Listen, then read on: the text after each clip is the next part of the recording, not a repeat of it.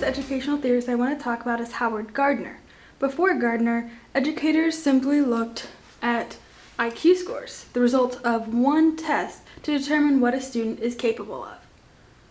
Gardner rejected this idea and came up with his theory of multiple intelligences. Gardner believed that people could be smart in different ways and came up with 7 initial intelligences. Linguistic intelligence is about words, whether spoken or written. Logical mathematical intelligence is about deductive and logical reasoning, detecting patterns, and solving mathematical procedures. Musical intelligence is about performing, writing, and appreciating musical patterns, as well as recognizing pitch and rhythms. Bodily kinesthetic intelligence is about having a high control over bodily movements. Spatial intelligence is about being able to picture images in one's mind. Interpersonal intelligence is about understanding and working well with others. Intrapersonal intelligence is about understanding and appreciating oneself and one's abilities.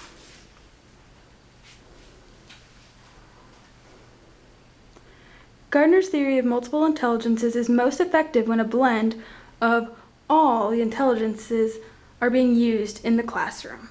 The next educational theorist I want to talk about is Lawrence Kohlberg. Kohlberg suggested presenting students with moral dilemmas to aid them in their moral development. He presented 3 levels and 6 stages of moral development.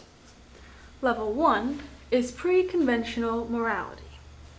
Level 2 is conventional morality. And level 3 is post-conventional morality. And within each level, there are 2 stages. So back in level 1, starts off with stage 1, obedience and punishment orientation. In this stage, an individual is good to avoid punishment. In stage 2, which is called individualism and exchange orientation, an individual is good when it benefits themselves. Next, in level 2, we have stage 3, which is called good boy, nice girl orientation. In this stage, individuals are good to get the approval of others. And we have stage 4, which is called law and order orientation. In this stage, an individual is good because it's the law, and they believe society depends on it.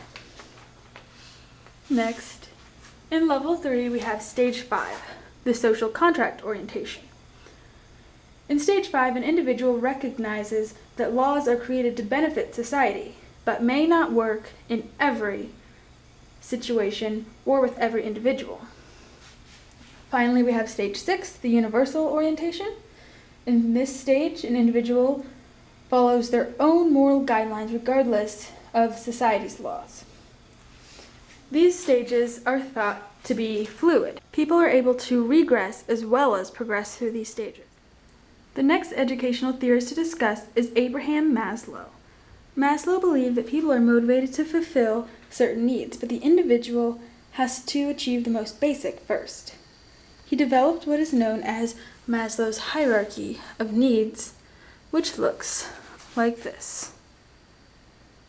At the base of Maslow's hierarchy of needs are the physiological needs.